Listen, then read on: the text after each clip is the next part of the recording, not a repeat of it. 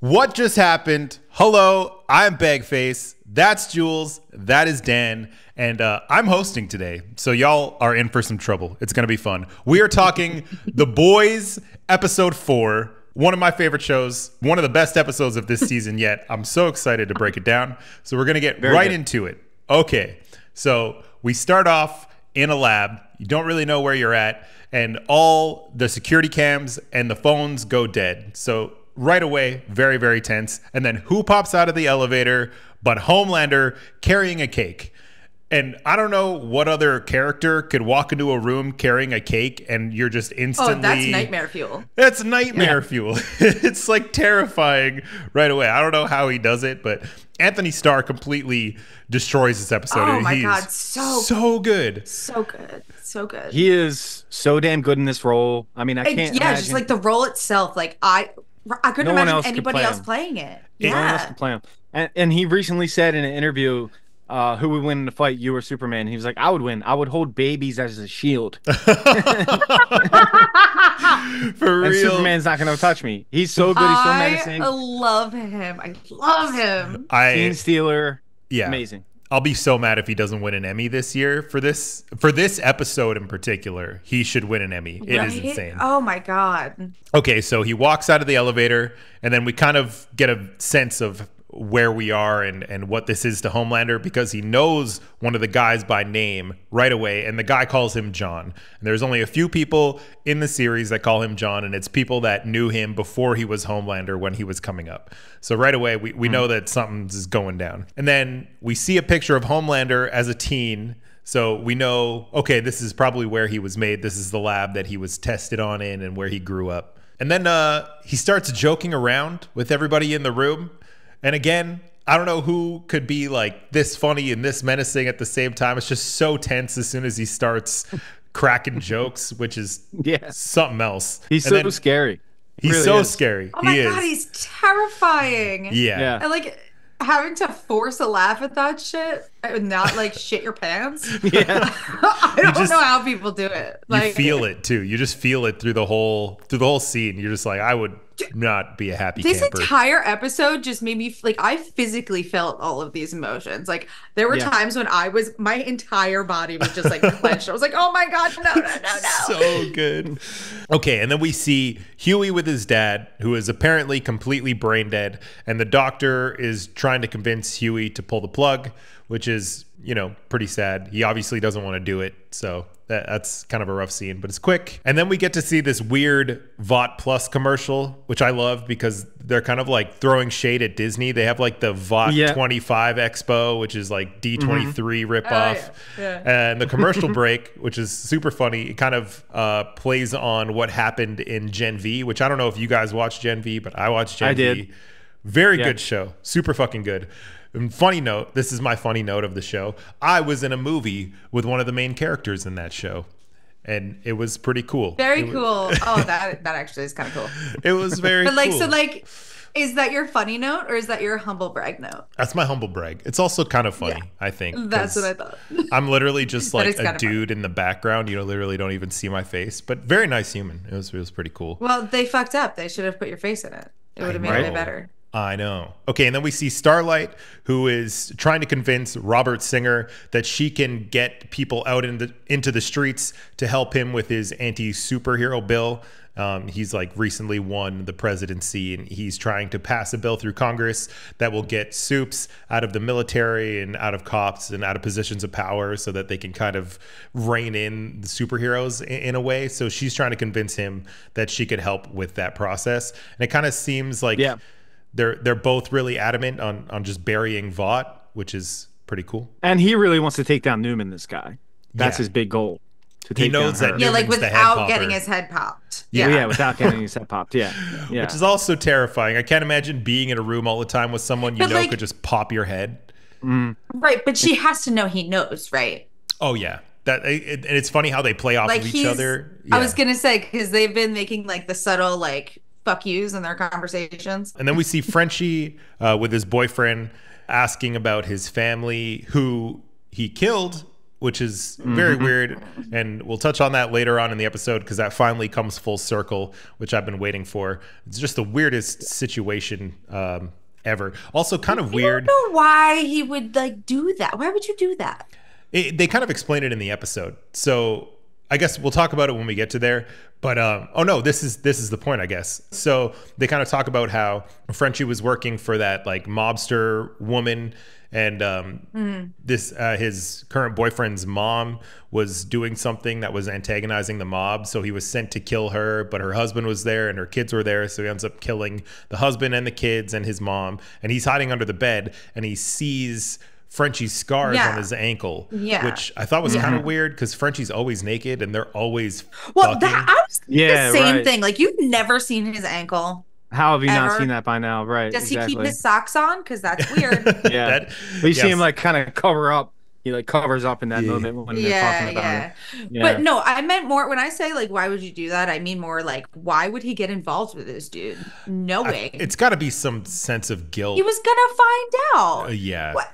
That doesn't come across as guilt. That comes across as like sick. Like that's like some kind of weird perversion. Why would you? Frenchie is kind of a weird little pervert. I wouldn't be surprised if that's kind of, you know, like, hey, I massacred your whole family. What the fuck? Like, I do kind of miss his relationship with Kimiko. I thought they were adorable. I think it'll come back. Maybe that's why I may not so much. And then we see Firecracker, who is setting up a gigantic stage outside of Starlight's headquarters, just trying to antagonize her, piss her off in any way.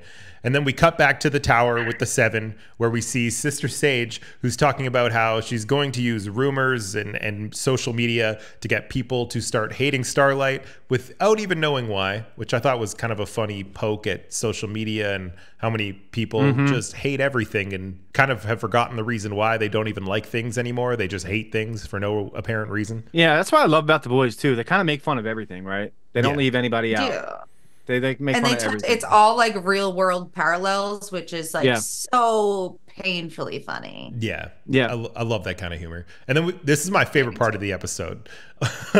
When Deep tries to hit up Sister Sage and she says, I find you repulsive in a way that's difficult to quantify, and I'm fucking amazing at quantifying. I fucking laughed so hard. So good. Oh my god, she's the best. His face afterwards is just so good. He is so good in the role, man. He just he is the ultimate bro. He's so funny. I feel like all of them are very good in his so role. well cast. All really good cast. Yeah, really good cast. It's crazy too that they cast them so well, and the characters have grown so much since season 1, and they still like. They fit the roles so perfectly, even though they're almost playing completely different characters than what they were cast as initially. Yeah, they grew with the roles. Yeah.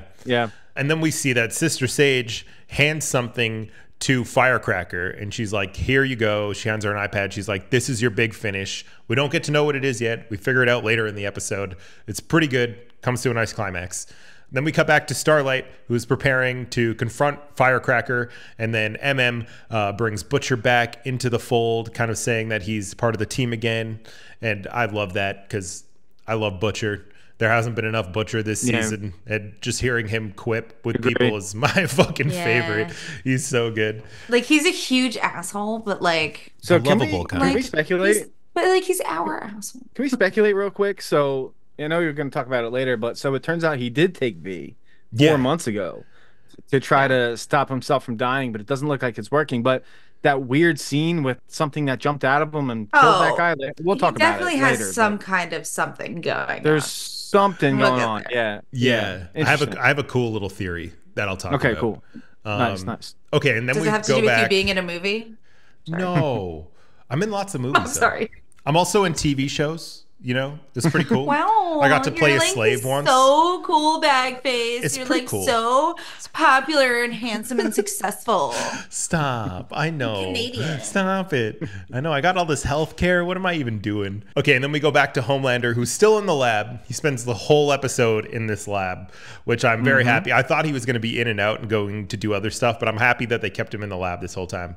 And he approaches one of the guys and starts playing waste bin basketball basketball with one of them, and says that if he beats Homelander in the game of basketball, waist bin basketball, that he'll get to go home early to see his family. And it's the first moment where you kind of, that something's going to happen the entire time that he's in this room. But as soon as he says that, you're like, okay, everyone's going to die. Oh, no. Everyone's going to die. Everyone. Yeah. And apparently, so when Homelander was young, this guy would put Homelander in an oven just to see if his skin could burn off. And Homelander starts explaining how even though his skin didn't burn off, he could feel it the whole time and it wasn't painful. There was a cool line where he talks about how he would cry in there and he would just feel his tears just sizzle off, which is wild. He was dealing with some childhood trauma this episode. He was. Yeah. And like, it definitely explains why he's as sadistic as he is. Yeah, he's a sick fuck. Yeah, he is. But like, you almost can't blame him, you know? How they didn't know that they were creating a complete psychopath is beyond me. Beyond me. Yeah. Also, it's kind of cool how this episode, it's pretty much just about everyone's past coming back to bite them in the ass, which I thought was pretty cool.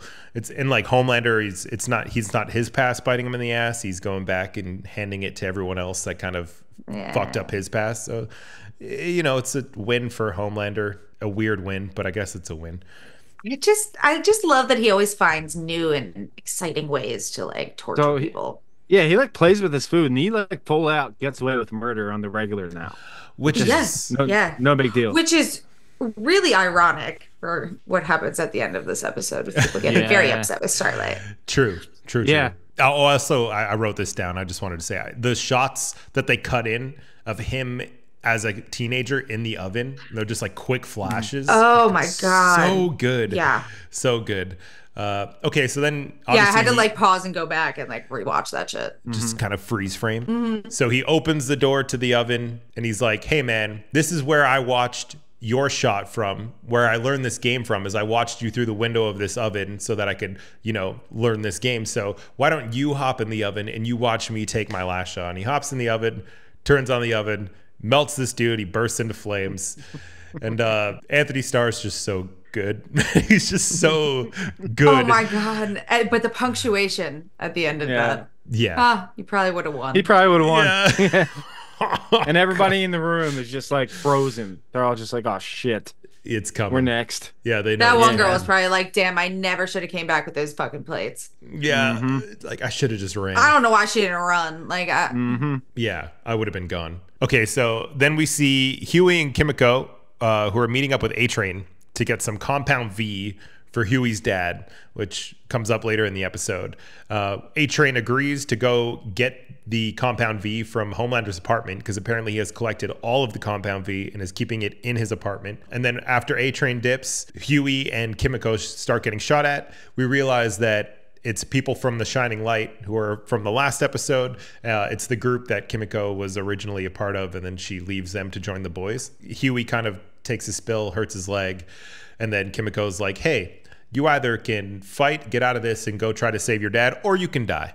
Which, it's kind of badass. I like Kimiko, even though she can't really talk. She does really good with her face. And before she honestly might be one of my favorites. Yeah, her facial expressions before they got into that fight, when she was typing the fish dick, and like the way she was, the way her face was like, she's so good, dude. She's so so good. Fish duck. You know what I'm saying? Yeah, she's so funny. It's amazing. I love her. Okay, and then we're back with Butcher and MM.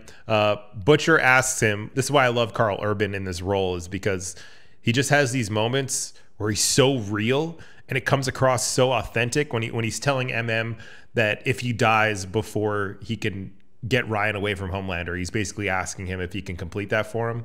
And then instantly, as soon as they see Firecracker, he just switches back into Butcher and he's just a complete fucking asshole.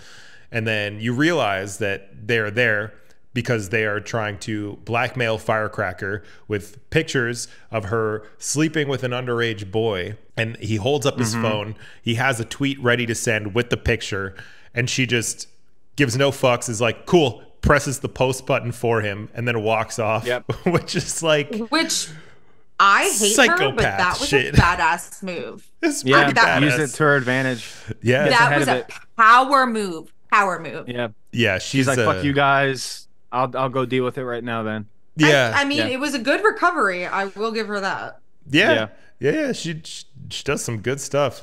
Does not give a fuck. Like, I wouldn't believe it, but like for the group, she was, for the audience. Oh yeah. They probably ate that. Well, yeah, and then she goes like straight psychopath mode, like walks onto the stage right from there and just goes on to stage and admits it and is like, this is how I found God. I was reborn. This was my mistake. And it just everyone kind of just collapsed along, which I thought was a good parallel to Trump kind of getting away with everything. He just kind of comes on stage and owns it, and everybody, regardless of their religious status, he has like the most evangelical crowd in America, and he can come out and say things that he's done, and they're all like, good job, guy. Yeah. Like, Yeah, man, I guess if that's your but he repented. He repented. Yeah, that's all that matters. Yeah, The Boys does a lot of mirroring to like current politics. They do, Yeah, for sure. Yeah. I feel like they do it pretty heavy-handedly. Heavy-handedly, but it's a good reflection, I feel like, of how absurd real life is. Like, they don't take it to a point where I'm like, okay, this is kind of like beyond parody. It's like a good reflection within the bounds of what is actually going on. Just the extremes of what is going on. But it's like, what's scary about it is that it's satirical, but it's so close to where we live. Yeah. Don't like that. Like, we if should we had not be that superheroes, close to the satirical this would pretty version much, of this. It's terrifying. And then she kind of uses this to like dig up dirt on Starlight after that, which I'm sure you were about to say. Her plan like kind of worked because it pissed Starlight off. So yeah, go ahead. Right. There's another funny scene before we get there, though. We see A-Train in Homelander's apartment. And he's trying to find the Compound V. He finds Homelander's gray pubes in a jar, which was funny as shit. And then he runs into Ashley, which is this part's so good. When he runs into Ashley and he's like, "What are you doing here?" She's like, "What are you doing here?" And he zooms upstairs and comes back down. He's like, "You left a floater in his toilet." It's so good. Yeah, no. But like, act like you wouldn't know it was her. Like, yeah, right. He can literally like, smell I can Butcher. smell though. her. Yeah. Right. And he would figure it out. He'd definitely figure it out. But then you see that A-Train and Ashley are gonna team up, and there's always a moment in the season where you think Ashley's gonna get a little win, and she always gets shit on. She just kind of is the punching bag of the show. So you intend to make that fun? I did. I'm that clever. Okay, and then we're back to the lab with Homelander, which is probably my favorite part of this episode. This whole situation in the lab is just so good. Yeah, I just wanted all of it. I just wanted the whole episode to be the lab. Yeah, me too. So good. So tense. And he's telling a story that I don't even know if I can say on YouTube, but basically he gets locked in this room every night. He only has a certain amount of, like, a few minutes every night where someone isn't watching him, and he's a teenage boy, so he's doing what teenage boys do in their privacy. And one night, one of the guys catches him with his pants down, and he starts calling him Squirt, which Squirt. is kind of funny. That is so cruel. It is funny, but that's so cruel to do to a kid. Like, I mean, come on. I would do that to my teenage friends. But you were a teenager at the time. True. Yeah, it's different when it's a grown man saying that. Grown ass man, yeah. Oh God. Let alone a teenager who's been experimented on his whole life. Yeah. Not that I'm defending Homelander. He's still psycho. Yeah, you sound like you're like a Homelander defender right now. Jeez. I'm just putting myself in everyone's shoes, bag face. I'm trying to be fair here. No, they do such a good job at making him empathetic in this episode. Even though they do. Gonna murder an entire room full of people, you like feel his empathy, which is really weird. Yeah. But after he kind of tells this guy the story of like, "Oh, do you remember why you called me Squirt? This is what happened." He's like, "Hey man, how about you stand in front of all these people and me, you pull down your pants and you go to work. And we're all just gonna stand here and watch you and laugh." Which nice way to word it. Yeah, you like that? Yeah, thank you. Yeah. That was good. So yeah, he's basically like laughing at this guy, and then he stops. He's like, "I can't do it." And Homelander's like, "Well, dude, I'm gonna laser your dick off if you can't get the job done." It's kind of like, oh. Let's be real. He would have done it either way. I feel like he would have done it. Yeah. Yeah. It just.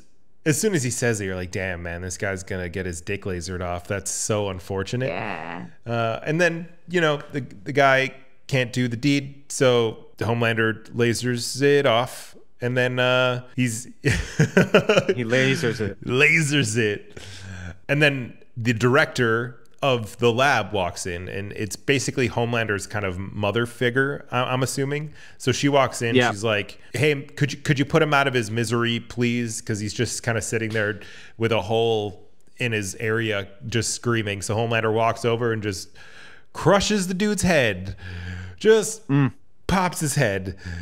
Which is, and everyone in the room screams, but I love this show. Oh my God, that one lady threw up. That was so good. And then we're back to Huey and Kimiko, who are fighting the Shining Light people. And Himiko immediately like takes out a couple guys and then gets blown in half with a grenade launcher right away. It's so brutal. She takes some serious hits this season too. When she fell out the window earlier in the season. Oh yeah. Yeah. She's lucky she has that healing factor because she would have been dead by now. Yeah. I don't remember. Like, does she still like feel that shit?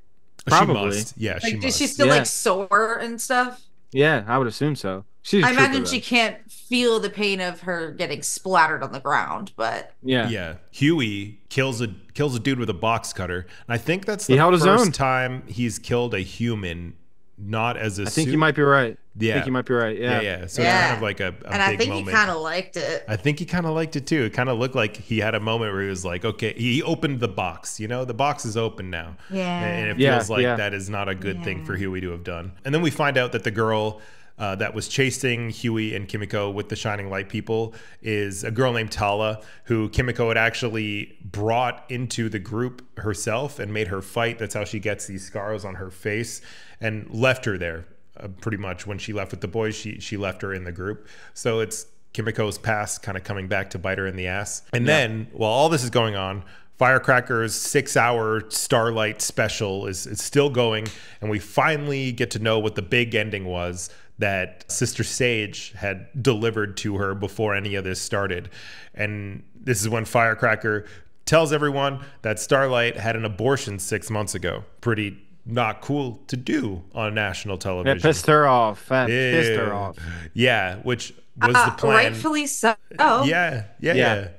So Starlight. That's literally no one else's fucking business. Mm-hmm. Oh yeah, and especially to like switch it into like a baby killer vibe right away. That's pretty rough. She just, the things with the child. She admitted to the things, and then it's like, but she had an abortion. You're like, those are two drastically different scenarios. Yeah, not the same thing. Starlight drops. She's right across the street, so she just runs out the door, drops onto the stage where Firecracker is, and just starts beating the shit out of her on camera, like on national television for everyone to see. So you kind of realize instantly that this was the plan. This was Sister Sage's plan the whole time, is to basically push Starlight all day until it gets to the point where she's going to do this on camera. While this is all happening, Frenchie is in Firecracker's trailer just looking for, I don't even know what he's actually looking for. I don't, do we find out? Nah, just some type of dirt, I guess. Yeah, he's just looking for dirt on her, I guess. So Butcher sends him there. He's looking for dirt.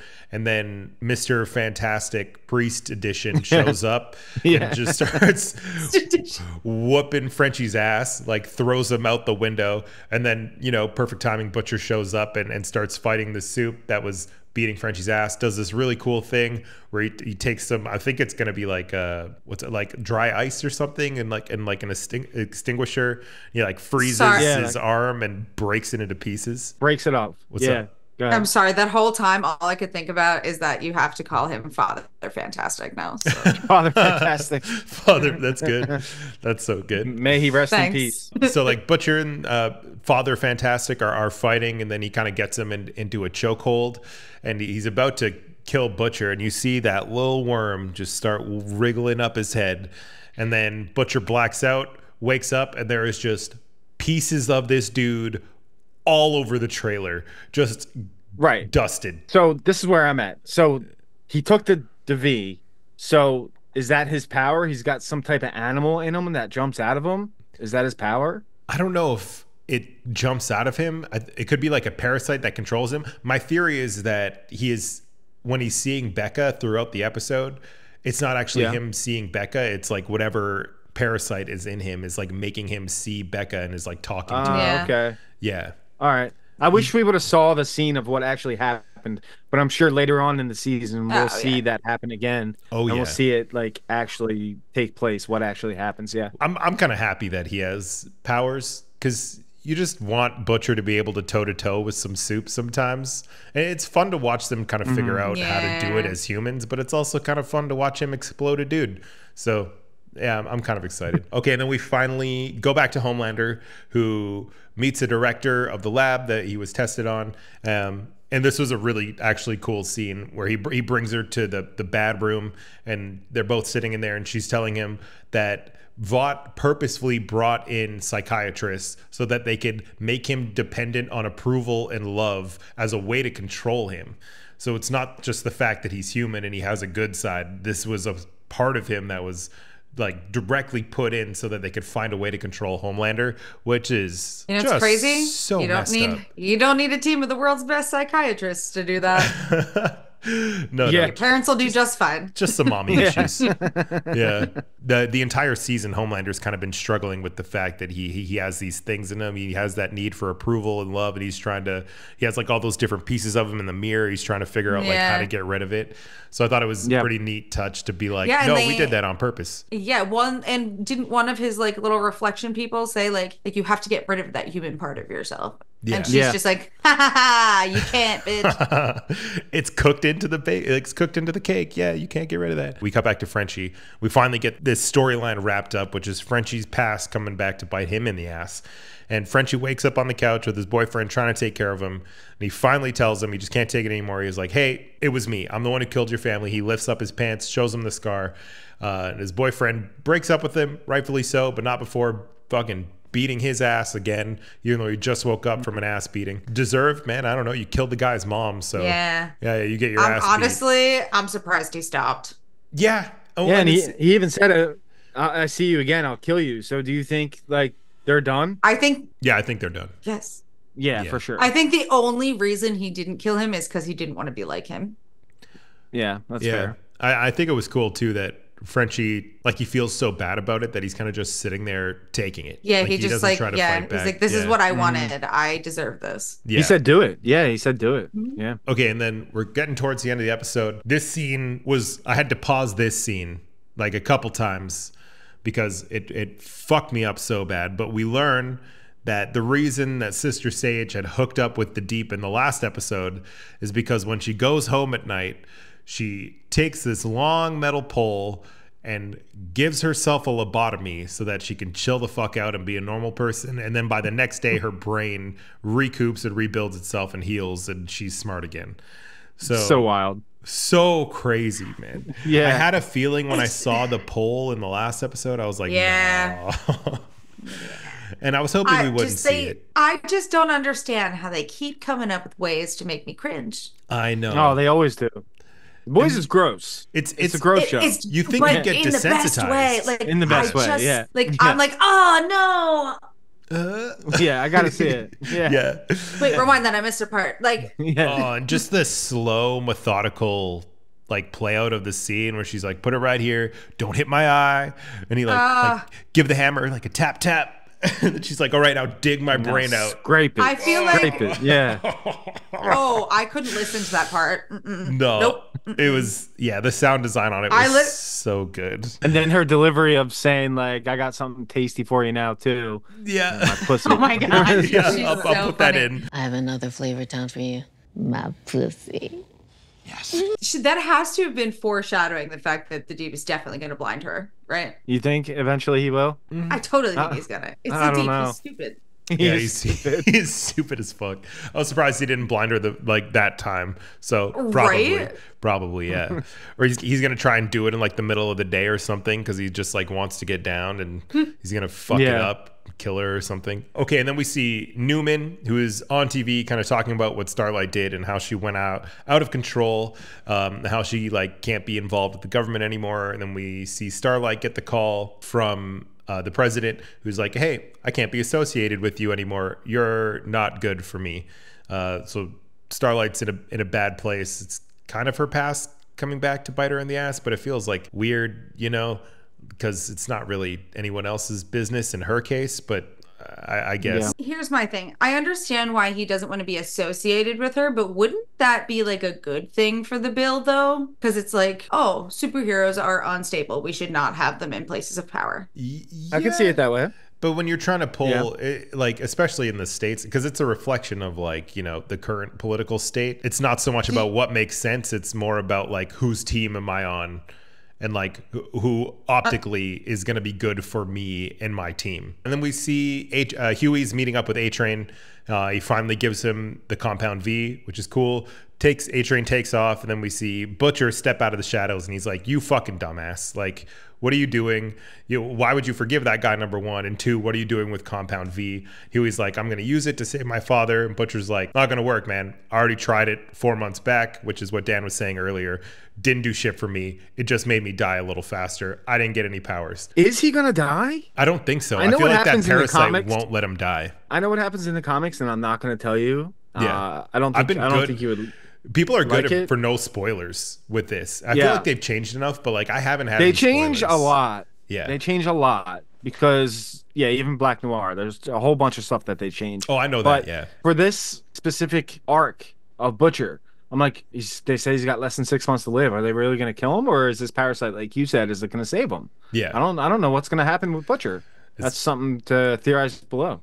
Hell yeah. If you guys know, if you think you know what his powers are, if you got any theories on that, leave them below. If you think he's gonna die, tell us why you think he's gonna die. I don't think he's gonna die because Carl Urban's way too sick. He carries this show with Anthony Starr. It just wouldn't be the same. It wouldn't be. Wouldn't be the same without the both of them. There's no way either of them can die until like the second to last episode of next season, which is the final season. Thank God. So not that I don't love this show, but I'm so happy it has an ending. Ended on a high note. Exactly. Yeah. Huey offers Butcher some of the V, tells him that he already took it, didn't help, didn't give him any powers. Let us know what you think. Okay, and then this is almost the end. We're almost there. We've got this. I've got this. My first host. Tell me how I did in the comments, by the way. You're doing fantastic. Thank you, Jules. Leave it in the comments, For the Jules. record, everybody, he would be doing better if I didn't keep interrupting him. So No, the interruptions are way better than I don't sound like a bumbling idiot the whole time. Okay, so we go back to Huey and his dad, and we see Huey kind of standing over his dad, trying to decide whether he should give him the compound V or not. Then we see him kind of put it back in his pocket. He's like, "I'm not going to do it." Leaves and goes and decides to get a coffee because he's going to get a coffee for him and his mom. He's going to watch his dad die. Super sad. Comes back to the room. His mom is sitting there. And we get a nice close shot of the IV in his hand. And you just see some blue liquid slipping up the IV. And it just slips into his hand, and then he wakes up, which means, I guess, that his mom had compound V, and she slips it to him. So I rewound. I think she took it out of his jacket. I rewound this did part. she? So Huey put it in his jacket, and then he takes his jacket off and puts it on the chair. And as he's She he's watched leaving, him put it in his pocket. Yeah. And 'cause as she he's walks leaving in. the room, he's leaving the room, she looks at the chair. So that's when she goes to get it. I had to rewind to catch it because I was like, Beautiful. did she pick his pocket? I missed it, but that's what she happened. definitely. Yeah. Good Because I catch. noticed he wasn't wearing his jacket, and I was like, oh yeah. She took it out of his jacket. Yeah. He wakes up, and we don't know if he's brain dead and he's going to have superpowers. That's pretty scary. If he's just going to be back to normal. Let us know what you think in the comments what's going to happen with Huey's dad. And then the peak of the episode, we go back to the lab finally. We just see the back of Homelander, just a shot of the back of Homelander just covered in blood. And then we cut back to the bad room, and it's just the director, his mom, I guess you could call the closest thing he has to a mom, is just locked in this room with all of the people that were working there just spewed across the walls, just torn apart, just body parts, blood everywhere. And she is locked in that room, I'm assuming forever, until she dies, which is and insane. He's Probably. gonna have no repercussions are gonna come because of this. Everybody's scared of him. Yeah, because what is anybody supposed to do?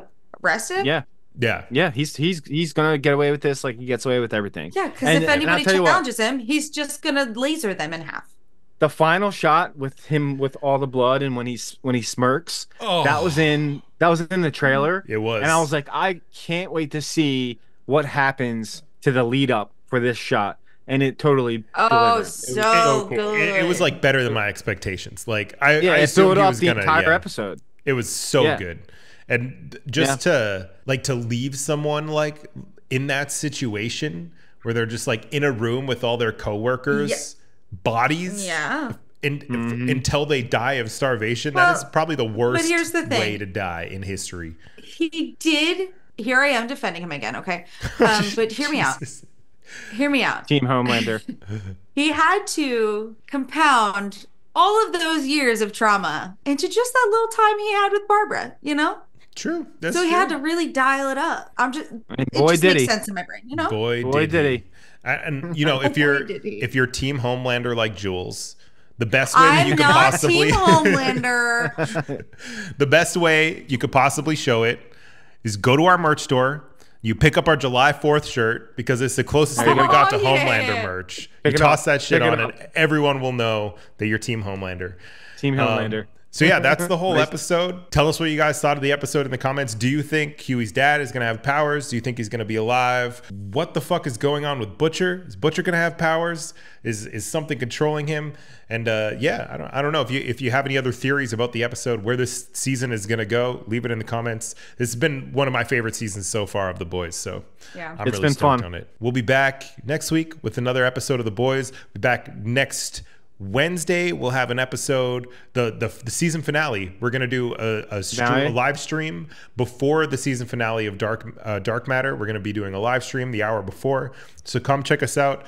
We'll answer all the questions that we possibly can because we're obviously the pros. Is that Tuesday? Tuesday at 8 p.m. Tuesday at 8 p.m. You said Wednesday. It's Tuesday. You said Wednesday. I'm in Europe right now, so everything's all messed up. That's my excuse. I'm so cool and fancy, and I travel. For you, it will be Wednesday. Yeah, it will be. So okay, all right. Night, I take it back. Tuesday 8 p.m. Eastern time. Come hang out with us 8 p.m. Eastern. We're going to be doing a live stream, and then we're going to record the episode right after. We're going to watch the episode as soon as we're on the live stream. We're going to record the What Just Happened episode. We'll get that out to you right away. The next day, we'll have our Presumed Innocent episode 4 video out, which is going to be awesome. I'm loving that show. It's going to be so good. And then we're going to have another episode of The Boys out next week, which is going to be great. And then starting 2 weeks from now, yes. Yeah. The week after from now. Yeah. The week after that, we're gonna start covering House of the Dragon. So I'm doing my research. We're gonna have the best takes. It's gonna be awesome. I'm gonna host that one too. So it's gonna be the best. Yeah. You'll get more of these vibes. So you have to come watch it. Yeah. Yes. Don't forget to go pick up a shirt so you can look like you love Homelander, because we all love Homelander. He's just like Jules. Just like Jules. Shut up! All right, guys. Make sure you come check us out again next week. If you have any comments, leave them down below, and we will see you in the next one. Peace. Bye, guys. Later.